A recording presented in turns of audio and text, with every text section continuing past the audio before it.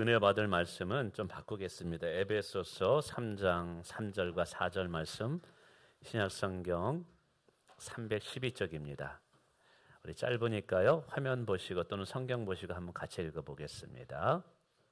시작. 곧 계시로 내게 비밀을 알게 하시는 것은 내가 먼저 간단히 기름과 같으니 그것을 읽으면 내가 글쎄의 비밀을 깨달은 것을 너희가 알 수 있으리라. 아멘. 4절을 제가 다시 한번 읽습니다. 그것을 읽으면 내가 그리스도의 비밀을 깨달은 것을 너희가 알 수 있으리라. 아멘. 우리 옆에 분과 인사하겠습니다. 잘 오셨습니다. 축복합니다. 네, 잘 오셨습니다. 오늘은 말씀의 제목이 좀 기네요. 성경을 매일 30분씩 읽을 때 일어나는 일입니다. 매일 성경을 읽을 때 내 영혼 가운데 어떤 일이 일어나는가를 중심으로 통해서 우리가 하나님의 말씀을 읽는 것이 얼마나 귀한 일인가를 좀 말씀을 전하고 싶어요. 2024년에 이제 목회의 이제 비전은 주 예수를 높이세라는 것입니다. 이 앞에도 이제 제가 큼직하게 글씨를 써놨습니다. 성경을 읽다 보니까 예수 그리스도를 높이는 그 현장 속에, 그 그늘 속에 생명의 역사가 일어나는 거예요. 예수 이름이 높아지는 곳에 구원을 얻는 일이 일어나더라고요. 또 그 예수의 이름이 높아지는 곳에 귀신들이 떠나가기도 하고 하나님의 권능과 능력이 나타나기도 하고 그리고 회복과 치유의 역사가 일어나더라고요. 여러분, 교회는요, 세상의 그 어떤 단체 모임과 달라야 돼요. 우리의 삶의 모습도 달라야 되지만 이곳에 모였을 때는 뭔가 하나님이 함께 하시고 하나님이 하시는 일들이 나타나야 돼요. 영혼들이 회복되고 깨어진 것이 다시 하나 되고 그리고 미워하던 사람이 용서가 되어지고 알 수 없는 그 영적인 무언가가 우리 가운데 함께하고 있구나라는 것들이 우리가 그거를 경험하고 느껴지고 그것을 내가 한번 체험해 봐야 돼요. 할렐루야. 그래야지 교회가 매력적이고 주일 교회가 기다려질 수 있어요. 근데 그러한 일들이 교회 가운데 일어나게 할 수 있는 영적인 비결과 원리는 가만히 성경을 살펴봤더니 예수의 이름이 높여지는 곳에 그런 일이 일어나는 거예요. 그래서 2024년에 교회가 우리 성도분들이 우리 예수의 이름을 찬양하고 높여드릴 때 성령님께서 우리 가운데 임해 주셔서 사람이 할 수 없는 일들이 오직 하나님만이 할 수 있는 일들이 우리 교회 가운데 일어나기를 원합니다. 그럼 여러분 주일을 이 자리에 나온 이유가 사람의 말 들으려고 온 거 아니잖아요. 그러니까 하나님의 말씀이 선포되고 예수님이 증거될 때는 우리 안에는 영혼이 반응을 해요. 그러니까 사람들의 이야기, 뭐 철학적인 이야기, 정치 이야기, 그것은 잠시 동안에 우리의 호기심을 끌지만 내 영혼 깊은 곳에 내 영혼은 터치하지 못해요. 내 영혼이 언제 즐거워하고 기뻐하느냐 하면 예수의 이름이 선포될 때, 예수의 그리스도의 이름이 증거될 때 그 가운데 우리 영혼이 반응을 보이더라는 사실이죠. 그래서 주 예수를 높이세라는 것으로 제가 정했어요. 근데 이제 곰곰이 생각해 봤어요. 우리가 예수를 높이고 하나님을 올바로 알아야 되는데 어떻게 하면 우리 하나님에 대해서 더 잘 알 수 있을까? 하나님을 알면 알수록 우리는 예수님을 높일 수밖에 없거든요. 근데 그게 성경을 통해서만이 하나님을 알 수 있다라는 거예요. 그래서 이 시간에는 왜 우리가 성경을 읽어야 되는지, 성경을 읽을 때 무엇을 주의해야 되는지, 또 성경을 읽어가면 내 안에 어떤 영적인 변화가 일어나는지, 그리고 성경을 꾸준히 읽을 수 있는 방법은 뭐가 없는지, 요 네 가지 질문에 대한 답변을 해드리면서 오늘 설교를 하려고 합니다. 우선 왜 우리가 성경을 읽어야 될까요? 목사님이 읽으라 그러니까 마땅히 읽어야 되는 것 같고, 물론 성경을 읽어야 되는 다양한 이유가 있습니다. 근데 그 중에 저는 개인적으로 이 이유 때문에, 이게 제게는 가장 강력해요. 우리 하나님은 말씀 하나님이기 때문에 그래요. 우리 하나님은 말씀 하나님이십니다. 말씀이 육신이 되어 우리 가운데 거하시니 그 육신이 우리 가운데 오셨어요. 그분이 누구냐면 예수님인 거예요. 하나님은 말씀하시는 하나님이에요.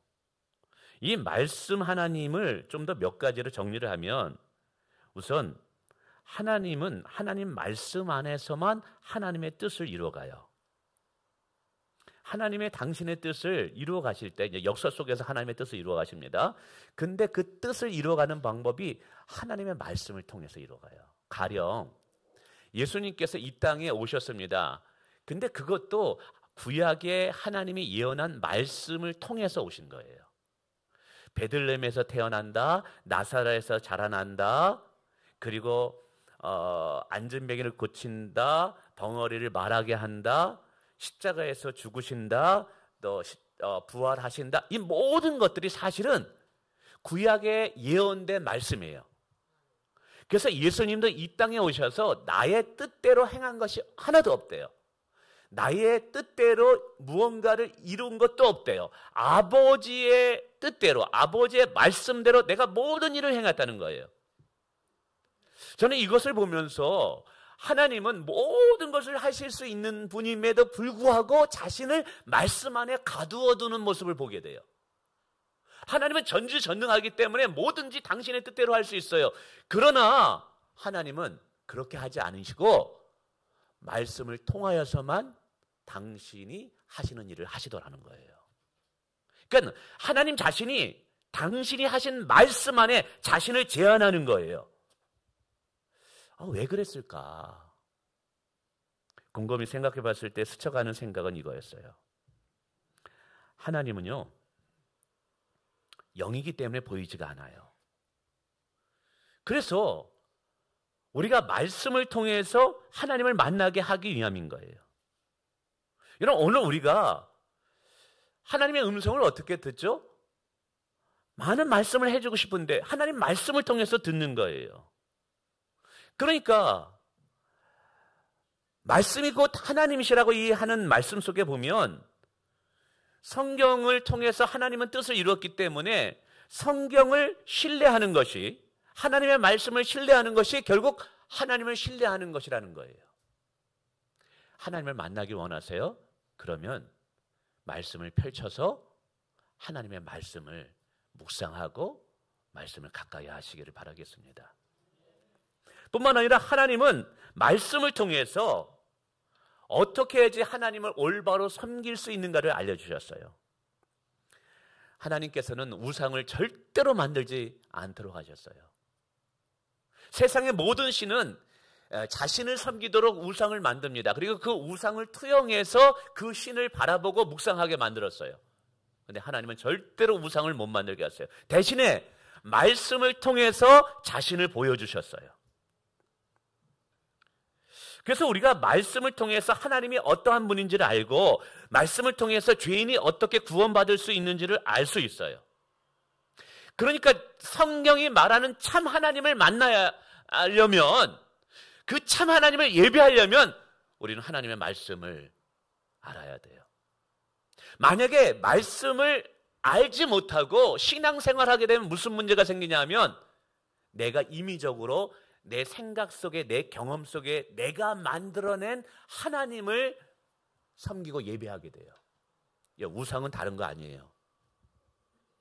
우상은 꼭 어떤 형체를 만들었다고 우상이 아니라 내가 만들어낸 신을 섬기는 것이, 그게 우상이에요. 그거는 가짜예요. 그건 참 하나님이 아니에요. 내가 오늘 교회에 와서 예배를 드린다 할지라도 성경이 말씀하시는 그 하나님을 예배하는 것이 아니라 내가 하나님은 이런 분이겠다. 내가 기존에 알고 있었던 신이라는 것은 이런 자야 라고 생각하면서 내가 만들어낸, 내 생각이 만들어낸 하나님을 믿는다면 그건 우상인 거예요. 그건 허구예요.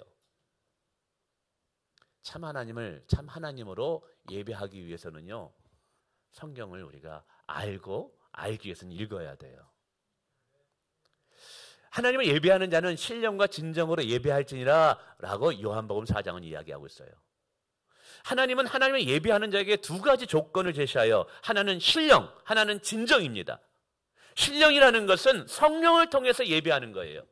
거듭난 내 영이, 육이 예배하는 것이 아니라 내 안에 영혼이 성령님과 함께 기쁨으로 온 마음을 다해서 예배하는 거예요. 이게 예배에서 중요해요. 어떤 형식, 절차, 전통, 이게 중요한 것이 아니라 내 안에 깨어있는 영으로 예배하는 게 중요한 거예요. 여러분, 찬양도 입술로 얼마든지 찬양할 수 있어요. 여러분, 입술의 찬양이 되면 안 되고 영의 찬양이 돼야 되는 거예요. 근데 진리로 예배한다 그랬는데 이 진리가 뭐냐면 하나님의 말씀이에요. 그러니까 성경을 우리가 읽어야 되는 이유는 예배할 때 내가 어떤 하나님을 예배하는가, 올바른 참 하나님을 예배하는가 성경 말씀을 통해서 깨달으라는 거예요. 성도 여러분, 내가 성경을 모르잖아요. 공부하지 않잖아요. 내가 믿고 싶은 하나님을 내가 믿어요. 이게 문제가 되는 거예요. 내가 믿고 싶은 하나님을 믿고 내가 만들어낸 하나님을 내가 믿어요. 이게 신앙적인 오류라는 거예요. 우리는 그렇게 신앙생활하면 안 돼요. 하나님께서 말씀하신 그 하나님을 믿어야 됩니다. 그러기 위해서 성경을 읽어야 되는 거예요. 또요, 하나님께서는 자신의 뜻을 성경 안에 담겨 놓으셨어요. 때로는 하나님은 말씀 안에 자신을 숨으셔요. 그러니까 숨겨 놓으셔요. 때로는 말씀을 통해서 자신을 계시하시고 자신을 보여주셔요.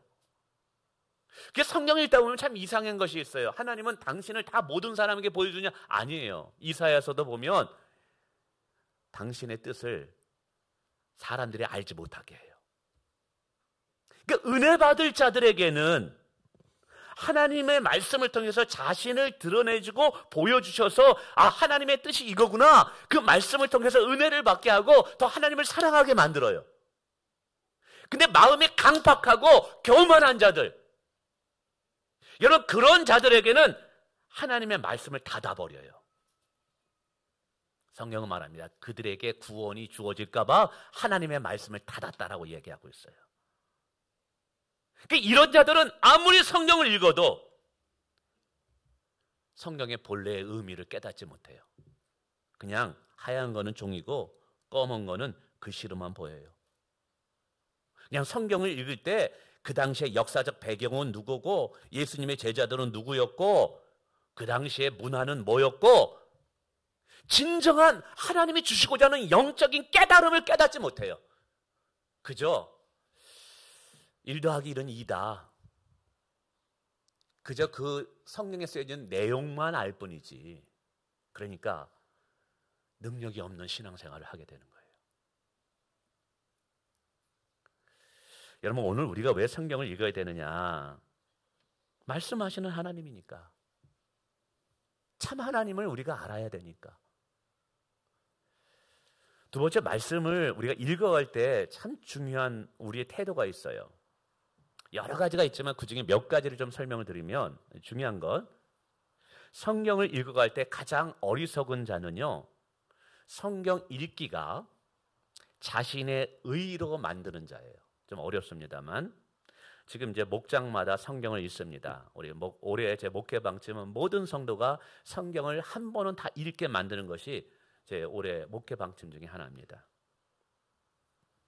근데 이제 우리가 이제 카톡방에도 각 목장에서 나 오늘 몇 장 읽었어요, 목장 읽었어요.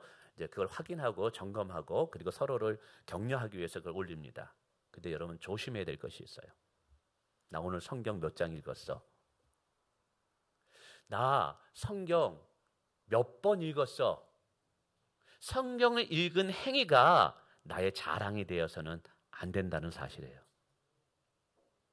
성경을 몇 장 읽었다라는 것이 나의 만족을 위해서 읽는 그 행위 자체가 나의 의를 만족시킬 수 있다라는 거예요. 여러분, 이러면 바리새인들이 됩니다. 바리새인들은 성경 엄청 많이 읽었어요. 굉장히 많이 읽었습니다. 심지어는 시편을 다 외우기도 하고 모세오경, 창세기, 출애굽기를 다 암송하기도 했어요. 근데 그들이 예수님을 십자가에 못 박아 버렸네. 성경을 그렇게 읽은 사람이 하나님을 가장 반대하는 대적자가 되었어요. 왜 그랬을까요? 성경 읽는 거를 자기의 자랑으로 삼았기 때문에 그런 거예요. 나 성경 열독했어. 나 성경 100번 읽었어. 자기의 의의를 위해서, 자기의 만족을 위해서 성경 읽는 행위 그 자체가 나의 자랑이 되기 위해서 성경을 읽게 되면 하나님은 반드시 그런 사람들에게 자신을 감추십니다. 자신을 숨기십니다. 그러면 그 사람의 교만함만 커져요. 우리 자꾸만 예배 시간에 우리 청년들 왔다 갔다 하지 말아주세요. 혹시 또 무슨 일이 있을지 모르니까 또. 그러면 이게 뭐냐면 율법적인 성경을 읽는 거예요. 그럼 어떻게 읽어야 되느냐? 은혜로 읽어야 돼요. 이건 이런 거예요. 내가 하나님을 만나고 보니까 내가 너무 죄인인 거예요. 그런 죄인을 하나님께서 나를 사랑하셔서 그 아들까지 십자가에서 죽이시면서까지 내게 생명을 주셨네. 나는 버러지 같은 자고 나는 먼지와 티끌과 같은 자인데 근데 하나님께서 나를 이처럼 사랑하셔서 하나님의 자녀로 삼으신 게 너무 감사한 거예요. 그래서 그 감사함 때문에 이제 고민이 생겼어요. 내가 하나님을 정말 기쁘시게 하고 싶은데 내가 방법을 몰라요. 우리 가정을 하나님이 기뻐하는 그 하나님이 주인 되는 가정으로 만들고 싶은데 내가 그 방법을 잘 몰라요. 우리 자녀를 세속에 물들지 않고 하나님의 거룩한 자녀로 세워가고 싶은데 내가 그걸 잘 몰라요. 그래서 그 하나님의 뜻과 하나님의 진리를 알기 위해서 성경을 펼치고 성경을 읽는 거예요. 할렐루야. 이런 사람은 성경을 몇 번 읽었다가 나의 자랑이 되는 게 아닌 거예요. 하나님, 나는 어린아이입니다. 나는 무지합니다. 나는 아무것도 몰라요. 그러나 하나님, 저는 하나님을 영화롭게 하고 싶고 하나님이 기뻐하는 삶을 살고 싶어요. 하나님, 그것을 내게 알려주세요. 그래서 성경을 펼치고 성경을 읽는 거예요. 이게 뭐냐면 가난한 자로 읽는 거고 마음이 애통한 마음으로, 겸손한 마음으로 성경을 읽는 거예요. 하나님은 이런 자들에게 자신을 보여주셔요. 감동케 하시고 은혜 주시고 힘을 주셔요. 내가 성경을 100번 읽었다 할지라도 그것은 결코 우리의 자랑이 되는 게 아니에요. 우리 성경 읽을 때 이거 조심하셔야 돼요. 여러분, 몇 번 읽었다고 자랑하지 마세요. 몇 번 읽는 게 중요한 것이 아니라 그 성경을 통해서 예수님을 만나는 것이고 하나님을, 그 은혜를 깨닫고 그 하나님을 정말 경험하는 게 중요한 거예요. 예를 들자면 이런 거예요. 어느 바닷가에 아주 경치가 너무나 멋져 있는 언덕이 있는데 주인이 거기다가 카페를 만들었어요. 근데 그 경치가 너무 아름다워서 오는 사람마다 그 경치를 보게끔 하기 위해서 전면을 유리창으로 다 만들어 놓은 거예요. 자, 그러면 사람들이 와가지고 커피를 마시면서 그 유리창을 통해서 뭘 봐야 되는 거예요? 밖에 아름다운 경치를 보며 힐링을 해야 되는 거예요. 근데 어떤 사람은 와가지고 그 유리창을 통해서 경치를 보는 것이 아니라 와가지고 이 유리의 재질이 뭐냐, 유리의 두께가 뭐냐, 유리를 어느 회사에 만들었느냐, 경치를 안 보고 유리만 계속 두드리고 있는 거예요. 하나님께서 손가락으로 저거를 가리키는데 그럼 저거를 봐야 되는데 손가락만 보고 있는 거예요. 이게 내가 성경 몇 번 읽었냐, 그거로 만족하려는 자들이에요. 이 성경을 통해서 우리는 하나님을 볼 수 있어야 되고 예수님의 은혜를 볼 수 있어야 돼요. 할렐루야.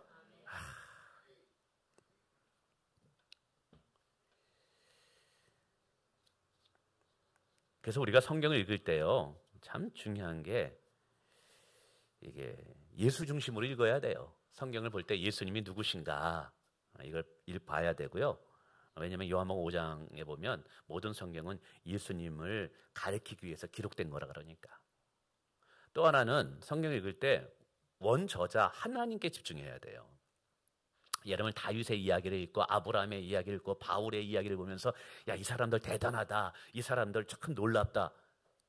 그런데 그 사람만 보지 말고 그 사람 뒤에 그들을 움직이고 계시고 그 사람을 통해서 하나님이 역사하시는 것이 무엇인가에는 그 보이지 않는 하나님의 손길을 볼 수 있을 때 굉장히 은혜가 됩니다.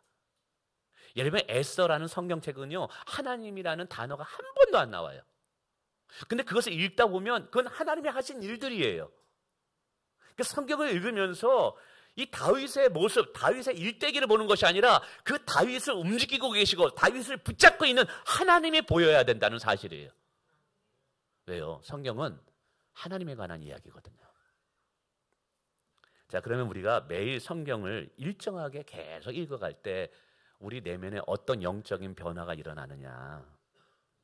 그래서 일정한 시간이라는 것은 목사님 어느 정도 됩니까? 성경에는 숫자적인 개념에 있어서 요거를 좀 많이 얘기합니다.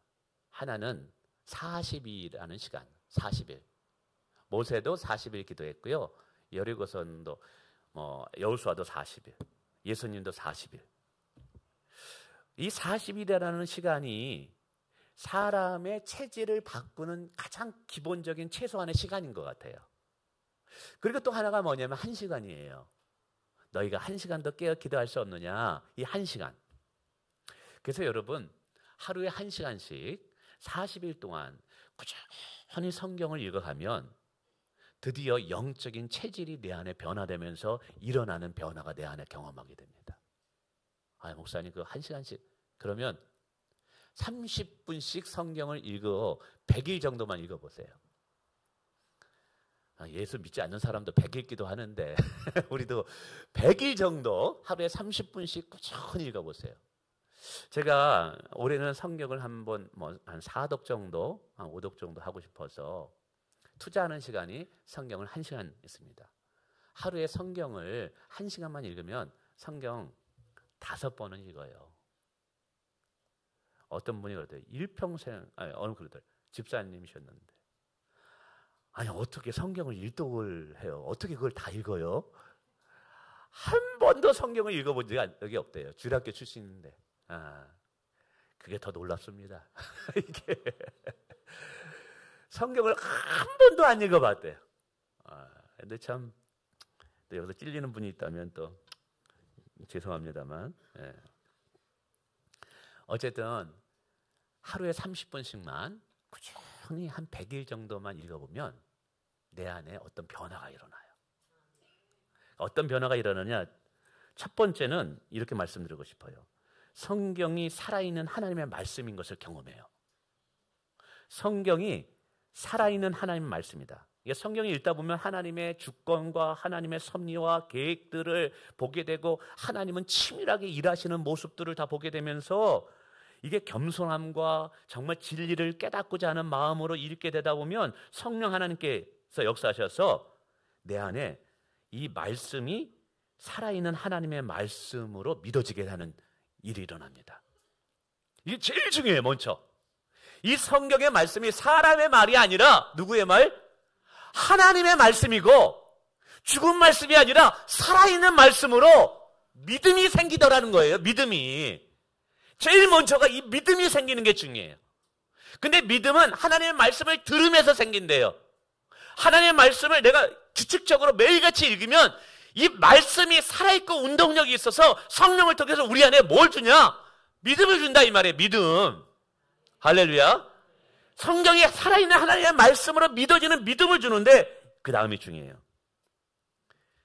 이게 기록된 말씀입니다. 이 기록된 말씀이 그냥 있으면 그냥 하얀 거는 종이요, 검은 거는 글씨입니다. 어떠한 특별한 체험이나 경험이 일어나지 않아요. 영적인 화학적인 반응이 일어나지 않아요. 근데 이 말씀이 기록된 말씀에 뭐가 더해지면 나의 믿음이 더해지잖아요. 나의 믿음이 더해지면 여기에 영적인 화학적인 반응이 일어나게 돼요. 예를 들면 어떤 원소와 있던 원소가 있을 때 따로따로 있으면 아무런 반응이 일어나야 하는데 이 두 가지의 원소가 딱 분자로 합쳐지게 되면 여기 어떤 화학적인 반응이 일어난 것처럼 이 기록된 말씀과 나의 믿음이 딱 합쳐지잖아요. 그러면 내 안에 영적인 변화와 영적인 화학적인 요소들이 나타나기 시작해요. 근데 이것을 뭐로 읽어야 되냐? 말씀을 믿음으로 읽어야 되는데 이 믿음이 성경을 꾸준히 읽어오면 성령 하나님 믿게 하끔 하셔요. 그러면서 저 같은 경우 우선 뭐가 나타나느냐? 내 마음이 견고해져요. 내 마음이 흔들리질 않는 거예요. 요동하지 않는 거예요. 환경에 의해서 내가 끌려다니지 않는 자가 돼요. 확신 있는 삶을 살게 되라는 거예요. 어느 누구도 내 마음을 훔쳐가지 못해요.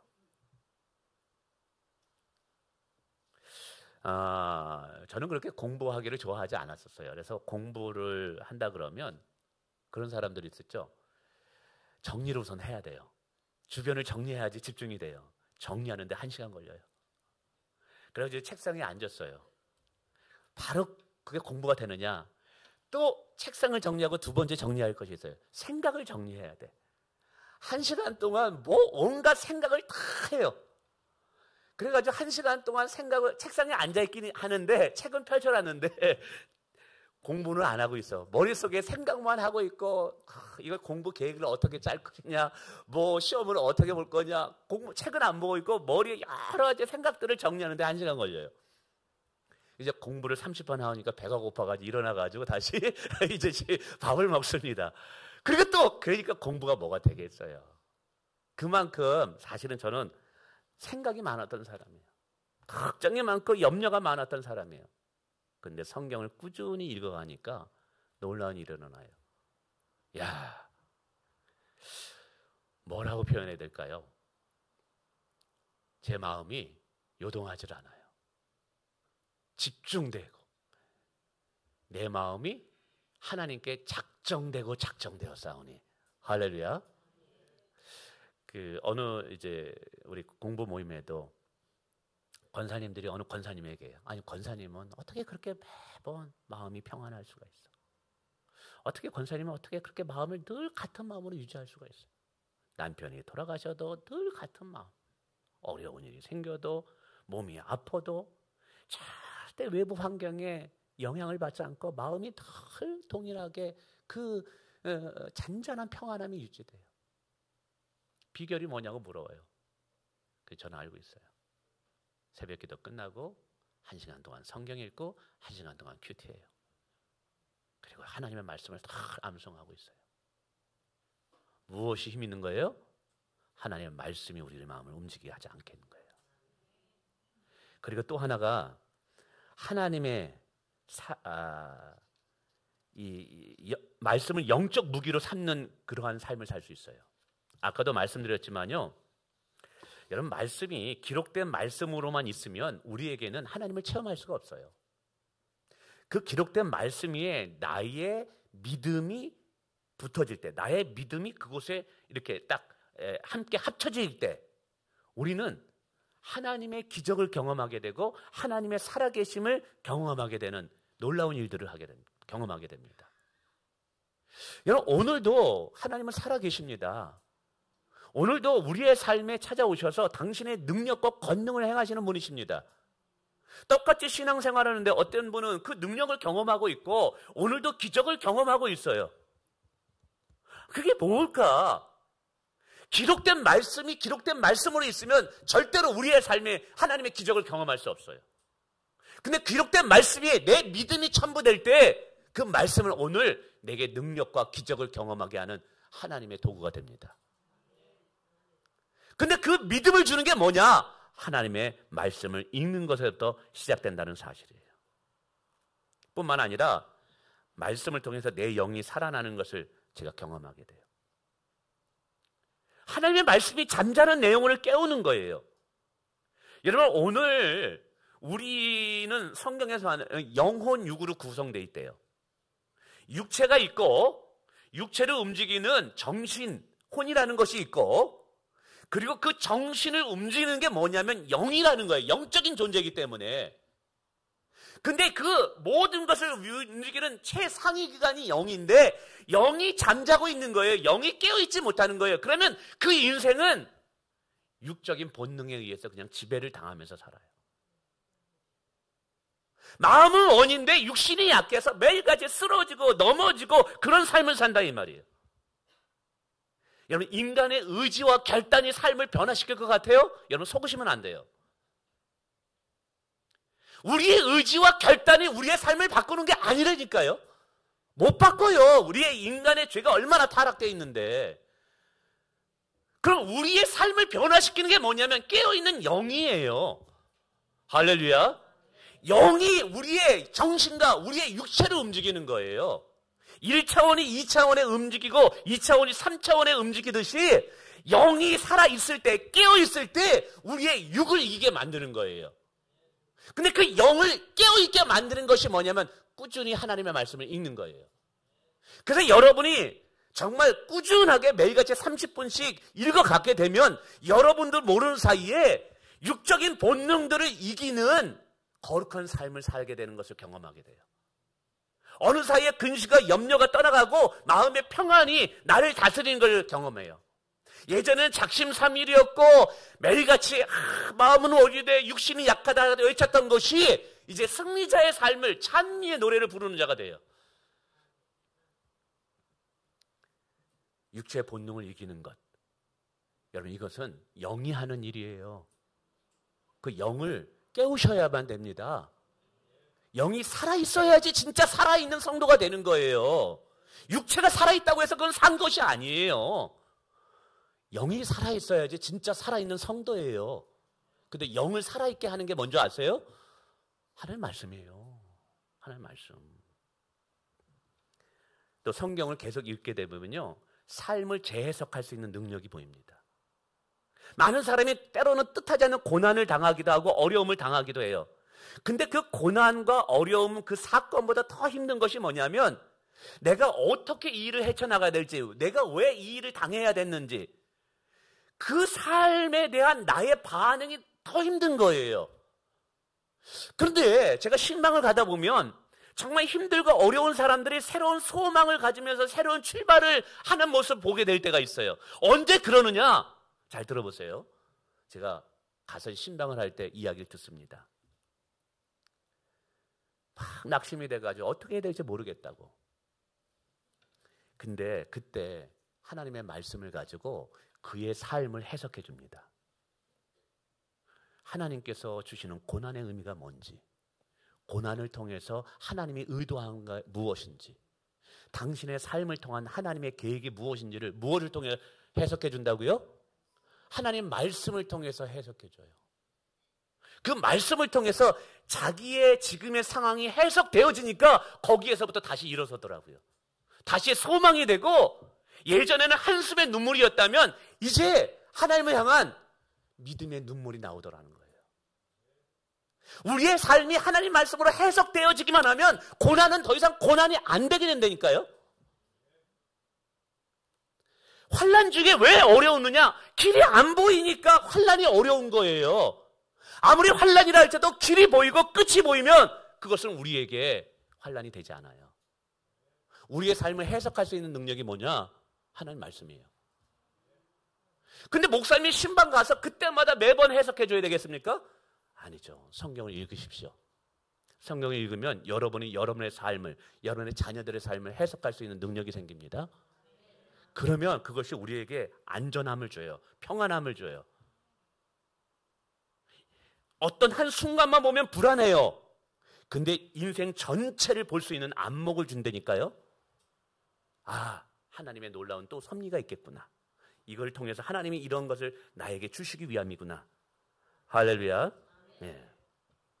그럼 우리가 꾸준히 어떻게 하면 성경을 읽어갈까? 여러 가지가 있지만 첫 번째는 함께 읽어가십시오. 공동체와 함께. 나 혼자 읽어가다 보면 또 작심삼일이 될 수 있어요. 그래서 목장 안에서 서로 성경을 읽는 거를 점검해주고 혹시 뒤처졌으면 격려해주고, 그리고 목자들은요 꾸준히 자신이 하나님의 말씀을 읽는 것을 보여줘야 돼요. 양은 목자를 따라간다고 했어요. 목자가 꾸준히 성경 읽는 것을 보여주면 양도 언젠가 따라오게 되어 있어요. 저도 뭐 성경 몇 장 읽어 반응이 어디 중요한 게 아니에요.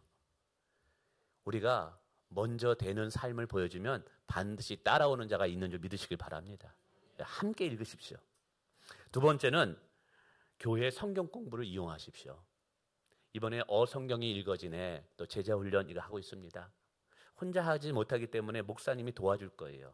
그럼 우리 제자훈련하는 팀도 목사님이 계속 점검해주고 체크해주니까 성경을 잘 읽고 있어요. 그리고 이번 주 이제 목요일부터 오전 10시 30분에 어성경이 읽어지는데요. 이거는 뭐냐면 성경 전체를 통으로 안목을 볼 수 있는 통찰력을 가져다 주는 거예요.